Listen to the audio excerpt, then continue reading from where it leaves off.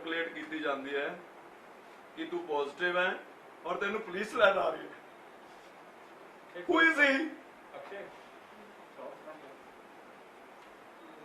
और तेन स्कूल दे विच भेजांगे, तू तैयार हो जा। मैं उदों दूसरे कमरे से मैंने कहा मैनू गल क्यों नहीं कराई? वो कौन अथॉरिटी है? कमिश्नर पुलिस है, डीसी है, कौन है वो? He is only technician, Tuli labs honour, ज्यादा तो ज्यादा।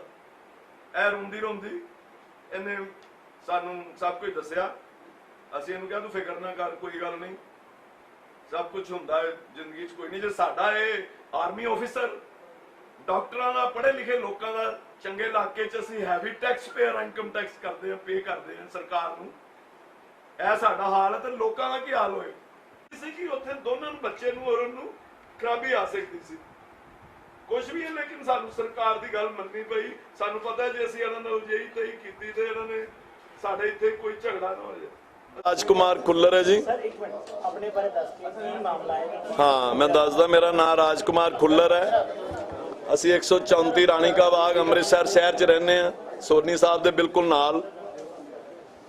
मेरी डॉटर इन लॉ 9 महीने तो प्रैगनेंट सी।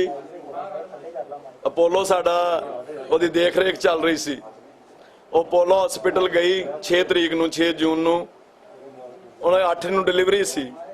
इन्हों ने उन्होंने कहा कि तुसी as per instruction health department तुसी प्लीज़ यदि कोविड की रिपोर्ट लैके आओ, फिर असी तुहाडी इत्थे डिलीवरी करनी है।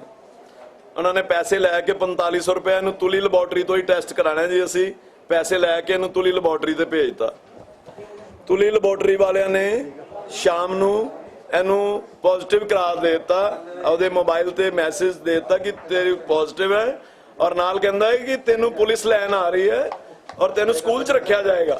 एक लेडी नू, एक प्रैगनेंट लेडी नू बकवास कर रहा है। इन्हें सानू दसिया थोड़ी देर बाद रोंदी रोंदी है साडे कोल आई इधर दूसरे कमरे च कि मैनू डैडी इस तरह हो गया। मैं कहा तू फिक्र ना कर, तू मेरे नाल गल क्यों नहीं कराई इन्हां दी, सब ठीक हो जाएगा, तू चिंता ना ला।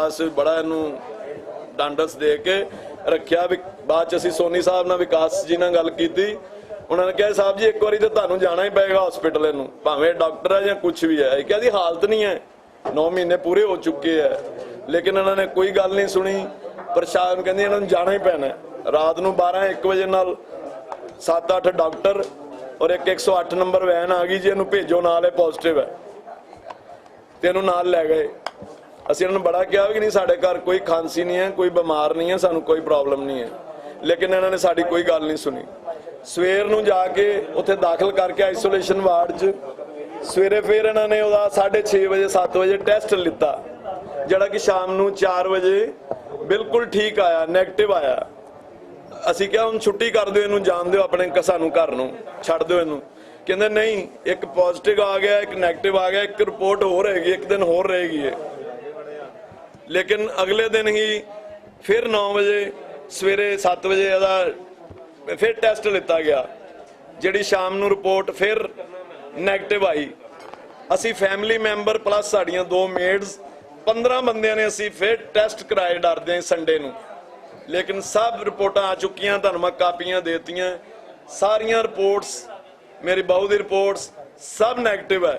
सब इन्हां दा चाल है, सब लैबोरेटरियां वाले प्राइवेट हॉस्पिटलों नाल रले हुए है, और कुछ नहीं है। सरकार दी हदायतां अनुसार पब्लिक वाले चलन बिल्कुल ठीक रहणगे। उन्हां दा इलाज शुरू तो ही चल रहा सी अपोलो हॉस्पिटल च। उन्होंने तुली लैबोरेटरी को भेजा कि तुसीं उत्थों टेस्ट करा के लियाओ, पैसे आप रख ले, ते तुली तो कीता ते उन्हें इन्हां दी पॉजिटिव दे दी।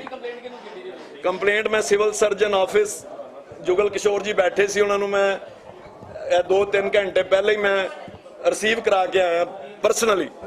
सारे वाक्य दा कौन जिम्मेवार है जी, किहदे खिलाफ कार्रवाई चाहते हो, की मसला अपना करना चाहते हो? मैं तो जी इस जिम्मेवार ठहरावांगा पहले तो बिल्कुल इनू तुली लैबोरेटरी नूं, जिहड़ा कि लोकां नूं गलत रिपोर्टां देई जा रहा है प्रशासन दी, लेकिन नक थल्ले है। ये पैसे दे के सिर्फ लियाया है कि तो परमिशन इनू जांच नहीं है करन दी। लोकां नूं बाद च लिया के प्राइवेट हॉस्पिटल नाल रल के इन्हां लोकां ने एक रैकेट बना लिया कि लोकां नूं इन्ना डरा दिओ, धमका दिओ कि लोग उत्थे दाखिल हो जान। 14 दिन तक कोई सुनवाई नहीं है किसी दी। ਮੈਂ ਨਹੀਂ ਕਹਿ ਸਕਦਾ। ਸੋਨੀ ਸਾਹਿਬ ਨੇ ਸਾਡੀ ਬਹੁਤ ਮਦਦ ਕੀਤੀ ਹੈ। ਕੀ ਤੁਹਾਨੂੰ ਨਹੀਂ ਲੱਗਦਾ ਜੀ ਕਾਲੀਆਂ ਭੇਡਾਂ ਦੇ ਖਿਲਾਫ ਕਾਰਵਾਈ ਹੋਣੀ ਚਾਹੀਦੀ ਹੈ? ਸਖਤ ਤੋਂ ਸਖਤ। ਤੇ ਜਿਹੜੀ ਆਮ ਜਨਤਾ ਹੈ ਠੱਗੀ ਜਾ ਰਹੀ ਹੈ, ਲੁੱਟੀ ਜਾ ਰਹੀ ਹੈ, ਕਰੋਨਾ ਦਾ ਇੱਕ ਬੜਾ ਵੱਡਾ ਡਰ ਲੋਕਾਂ ਦੇ ਮਨਾਂ ਦੇ ਵਿੱਚ ਪੈ ਗਿਆ, ਕੀ ਕਹਿਣਾ? ਮੈਂ ਤੇ ਜੀ ਡੀਸੀ ਸਾਹਿਬ ਨੂੰ, ਕਮਿਸ਼ਨਰ ਸਾਹਿਬ ਨੂੰ ਇਹੀ ਕਹਾਂਗਾ, ਸਿਵਲ ਸਰਜਨ ਸਾਹਿਬ ਨੂੰ, ਐਸ ਬੰਦਾ ਜਿਹੜਾ ਗਲਤ ਰਿਪੋਰਟਾਂ ਸ਼ਹਿਰ 'ਚ ਦੇਈ ਜਾ ਰਿਹਾ ਲੋਕਾਂ ਨੂੰ, ਤਾਂ ਹੀ ਸਵੇਰ ਨੂੰ ਖਬਰਾਂ ਭਰੀਆਂ ਹੁੰਦੀਆਂ ਕਿ ਅੰਮ੍ਰਿਤਸਰ ਦੀ ਗਿਣਤੀ ਬਹੁਤ ਜ਼ਿਆਦਾ ਹੈ। ਮੇਰਾ ਖਿਆਲ ਹੈ ਲੋਕ ਪ੍ਰਾਈਵੇਟ 'ਚ ਜਾਂਦੇ ਆ ਕਿ ਸਾਨੂੰ ਅੱਛਾ ਰਿਜ਼ਲਟ ਮਿਲੇਗਾ, ਅੱਛਾ ਸਾਡੀ ਸੁਣਵਾਈ ਹੋਏਗੀ। ਕੁਛ ਨਹੀਂ ਹੈ ਐਸਾ। ਮੇਰੀ ਪਬਲਿਕ ਨੂੰ ਅਪੀਲ ਹੈ ਕਿ ਲੋਕ ਸਿਰਫ ਗਵਰਨਮੈਂਟ ਤੋਂ ਟੈਸਟ ਕਰਾਉਣ। ਇਹ ਲੋਕਾਂ ਦੇ ਬਿਲਕੁਲ ਰੈਕਟ ਬਣ ਚੁੱਕੇ ਆ, ਇਹ ਠੱਗ ਰਹੇ ਲੋਕਾਂ ਨੂੰ ਪ੍ਰਾਈਵੇਟ ਹਸਪੀਟਲ ਨਾਲ ਰਲ ਕੇ। ਇਸ ਦੇ ਖਿਲਾਫ ਕਿਸ ਤਰ੍ਹਾਂ ਦੀ ਕਾਰਵਾਈ ਮੰਗਦੇ ਹੋ? ਅਸੀਂ ਕਹਿੰਦੇ ਇਹਦਾ ਤੁਰੰਤ ਲਾਇਸੈਂਸ ਕੈਂਸਲ ਕਰਕੇ ਇਹਨਾਂ ਨੂੰ ਗ੍ਰਿਫਤਾਰ ਕੀਤਾ ਜਾਏ। ਤੇ ਲੋਕਾਂ ਨੂੰ ਕੀ ਅਪੀਲ ਕਰਦੇ? ਲੋਕਾਂ ਨੂੰ ਇਹ ਅਪੀਲ ਕਰਦੇ ਹਾਂ ਕਿ ਜੋ ਸਰਕਾਰ ਕਹਿ ਰਹੀ ਹੈ ਉਹਦੇ ਮੁਤਾਬਕ ਓਬੇ ਕੀਤਾ ਜਾਏ, ਮਾਸਕ ਲਗਾਇਆ ਜਾਏ, ਦੂਰੀ ਰੱਖੀ ਜਾਏ, ਸਫਾਈ ਰੱਖੀ ਜਾਏ। ਜਿਹੜੇ ਤੁਹਾਡੇ ਪਰਿਵਾਰ ਦੇ ਕਿੰਨੇ ਸਦस्य ਸੀਗੇ ਤੇ ਕਿੰਨਾਂ ਦੀ ਰਿਪੋਰਟ ਨੈਗੇਟਿਵ ਜਾਂ ਪੋਜ਼ਿਟਿਵ ਹੈ ਜੀ? ਸਾਡੇ ਟੋਟਲ 13 ਬੰਦੇ ਘਰ ਦੇ ਸੀ, 2 ਸਾਡੀਆਂ ਮੇਡ ਹੈ, ਸਭ ਦੀ ਰਿਪੋਰਟ ਨੈਗੇਟਿਵ ਹੈ। ਮੇਰੇ ਮਦਰ 80 ਸਾਲ ਦੇ ਹੈ, ਉਦੋਂ ਦੇ ਇੰਨੇ ਪਰੇਸ਼ਾਨ ਨੇ ਮੈਂ ਤੁਹਾਨੂੰ ਦੱਸ ਨਹੀਂ ਸਕਦਾ। ਹੁਣ ਉਹ ਅਮਨਦੀਪ ਜਿਹੜੀ ਮੈਡ ਸਿਟੀ ਹੈਗੀ ਹੈ ਮਾਲ ਰੋਡ, ਉੱਥੇ ਉਹ ਐਡਮਿਟ ਨੇ। ਹਾਲਤ ਇਹਨਾਂ ਨੂੰ ਜਿਹੜਾ ਕਿ ਸਾਡਾ ਨਾਰਮਲ ਹੋਣਾ ਸੀ, ਸਾਨੂੰ ਉਹਦਾ ਸਰਜਰੀਅਨ ਕਰਾਉਣਾ ਪਿਆ। ਐਸੇ ਹਾਲਾਤ 'ਚ ਰੱਖਦੇ ਆ ਉਹਦੇ ਦਿਮਾਗ 'ਚੋਂ। ਜੇਕਰ ਕੋਈ ਇਸ ਤਰ੍ਹਾਂ ਦੀ ਸਥਿਤੀ ਪੈਦਾ ਹੁੰਦੀ ਹੈ ਤਾਂ ਅਸਲੀ ਜ਼ਿੰਮੇਵਾਰ ਕਿਹਨੂੰ ਮੰਨਦੇ ਹੋ? ਤੁਲੀ ਲੈਬੋਰਟਰੀ ਨੂੰ।